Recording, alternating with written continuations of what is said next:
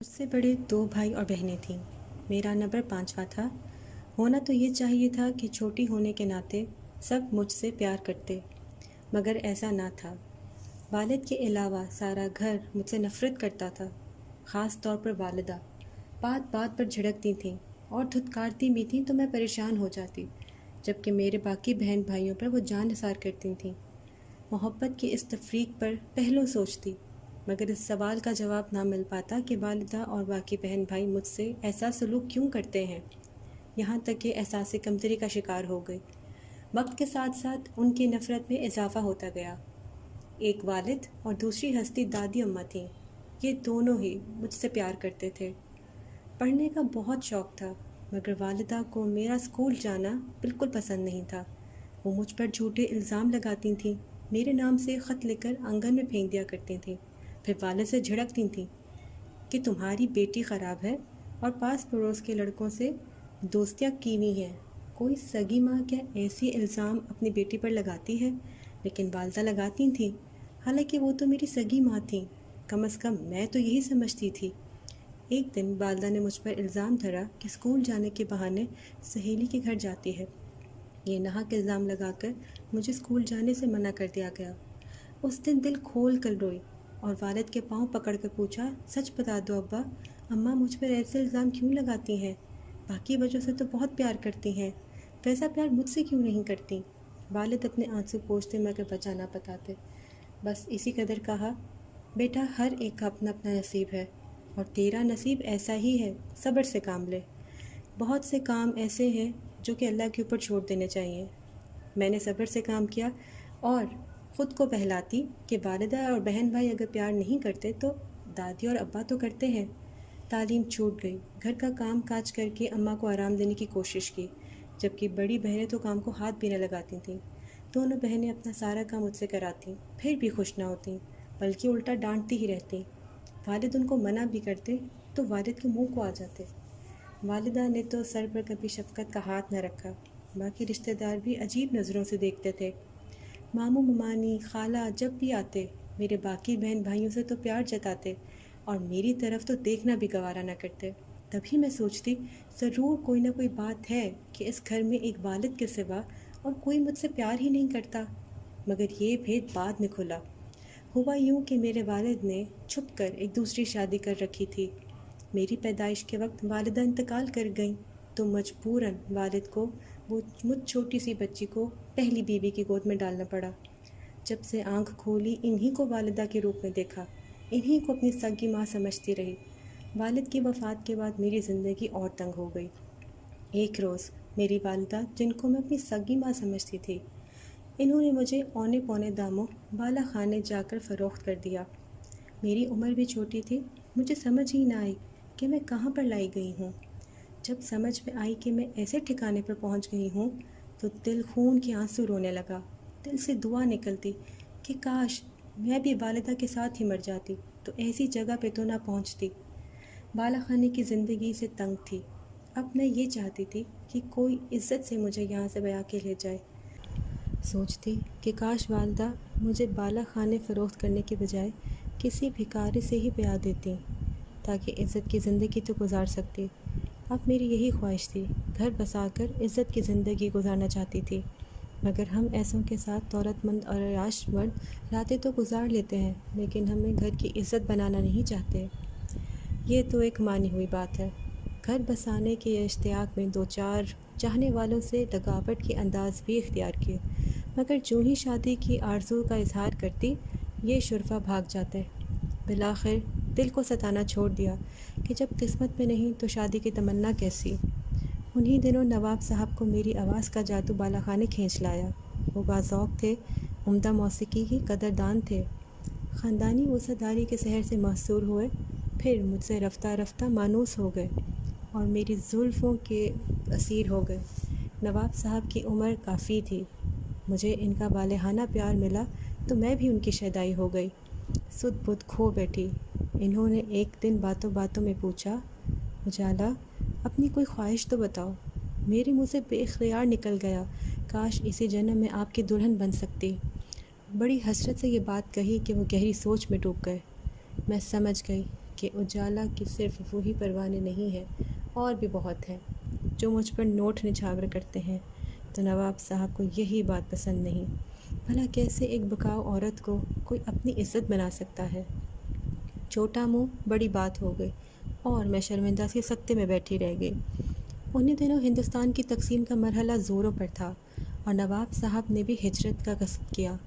جب وہ ہمارا شہر چھوڑ کر جانے لگے تو میں نے بھی بالا خانہ چھوڑنے کا فیصلہ کر دیا۔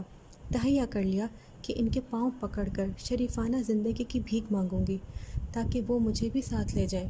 جب چلنے لگے، خدا حافظ کہنے آئے، میں نے ان کی بگی کے گھوڑے کی باگیں پکڑ لی، التجا کی کہ مجھے بھی ساتھ لے چلیں یا پھر گھوڑے کی ٹانگوں کے نیچے روند ڈالیں، مگر میں اب اس جگہ آپ کے بغیر نہ رہ پاؤں گی۔ جب انہوں نے میری بے قراری دیکھی تو بگی میں سوار کر لیا اور میں اپنا سب کچھ چھوڑ کر ان کے ساتھ ہو لی۔ جانے ان کے من میں کیا تھا۔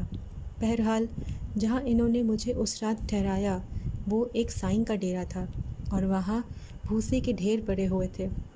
انہوں نے سائیں کو ہدایت کی کہ میں کل صبح آؤں گا، ان کو یہاں نہایت ہی عزت اور احترام سے ٹھہرایا جائے اور جو چیز ان کو چاہیے ہو مجھے بتائیں۔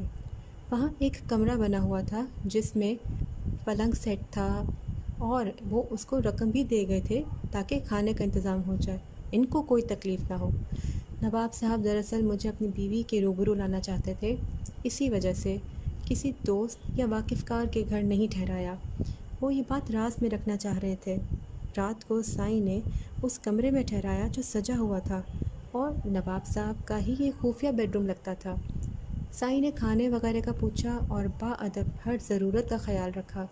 پھر رات کو اس کی بیوی بھی آ گئی جو اسی کمرے میں چارپائی پر سو رہی تھی۔ میں نے کئی راتیں سائیں کے ڈیرے پر جاگ کے گزاری۔ کافی دن گزر گئے مگر نواب صاحب مڑ کر واپس نہ آئے۔ اب میری امید بھی جاتی رہی۔ میں یہی سمجھتی رہی کہ نواب صاحب مجھے یہاں چھوڑ کر بھول گئے ہیں۔ رات دن روتی اور خدا سے دعا مانگتی کہ یا اللہ نواب صاحب کو واپس بھیج دے، میں ایک شریفانہ زندگی گزارنا چاہتی ہوں۔ اللہ نے میری دعا قبول کر لی۔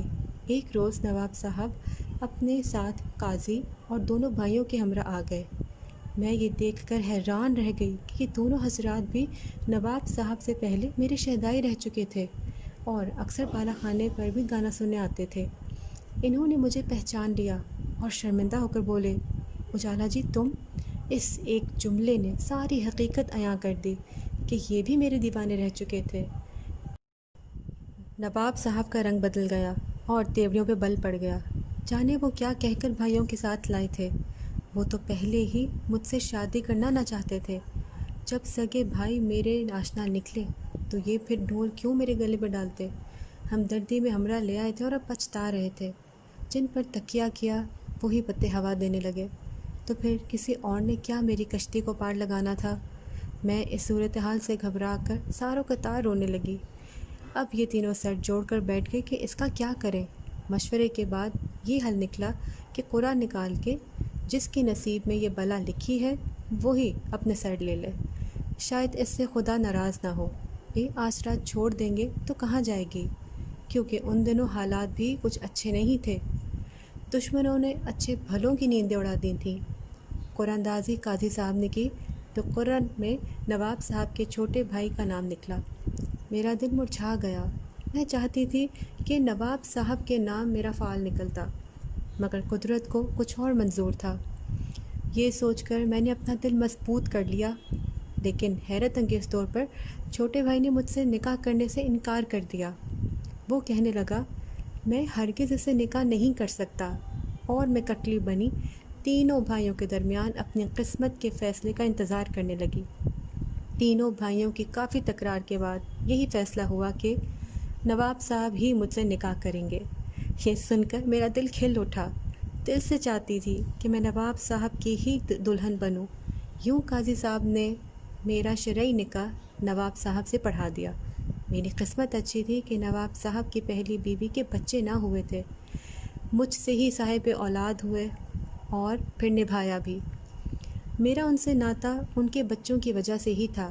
وہ مجھے بطور شریک کے حیات کچھ خاص اہمیت نہ دیتے تھے۔ ان کو اپنی پہلی بیوی سے بہت محبت تھی جو ان کی اپنی خاندان سے تھی۔ ان کی عمر بھی کافی تھی۔ شادی کے 10 برس بعد مشرقی پنجاب سے ہم ہجرت کر کے کراچی آ گئے تھے۔ مجھے علیحدہ گھر لے کر دیا۔ وفات سے پہلے بیمار ہوئے تو سارے خاندان والوں کو بتا دیا کہ یہ میری بیوی ہے اور یہ میرے بچے ہیں، مگر میری اصلیت کسی کو نہ بتائی۔ بیوہ ہو جانے کے بعد ان کے خاندان نے مجھے اپنا لیا۔ بچوں کی وجہ سے مجھ سے نباہ کیا۔ میں ان کے در پر پڑی رہی۔ ان کی پہلی بیوی نے بھی نہ دھٹکارا، اگرچہ وہ مقام نہ دیا جو میرا حق تھا، مگر پھر بھی کوئی برا رویہ نہ رکھا۔ میں نے بھی سوچا کہ آخر میرے بچے جوان ہو جائیں گے تو اس خاندان میں اپنا مقام پا لیں گے۔ صبر شکر سے ان کے گھر رہتی رہی۔ بھلا مجھ میں سکت ہی کب تھی، اور میرا اس دنیا میں ان کے علاوہ کوئی اور تھا بھی نہیں۔ خدا کا شکر ہے کہ میری محنت رائے گاہ نہیں گئی۔ میرے بچے جوان ہو گئے، وہی نواب صاحب کے گھر میں رہنے لگے تھے اور ان کے جانشین بنے، ان کے وارث بن گئے۔ خاندان میں ان کو عزت ملی، محبت ملی، اور ان کی وجہ سے مجھے مانتے اور پہچانتے تھے۔ ان بچوں کی وجہ مجھے وہ مقام ملا جو نواب صاحب کی زندگی میں نہ ملا تھا۔ خوش ہوں کہ ہجرت کے بعد میرا ماضی وہیں رہ گیا اور بدنامی کا داغ میرے ساتھ نہیں آیا۔